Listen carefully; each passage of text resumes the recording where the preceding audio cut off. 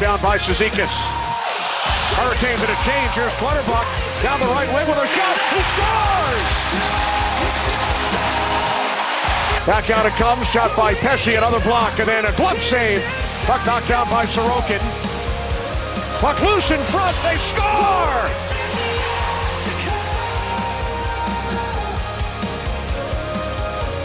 Islanders won their first Stanley Cup on an overtime goal from Bobby Nystrom, 1980.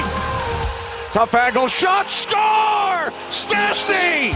The Carolina Hurricanes defeat the New York Islanders in overtime 2-1. They win the series 4-2.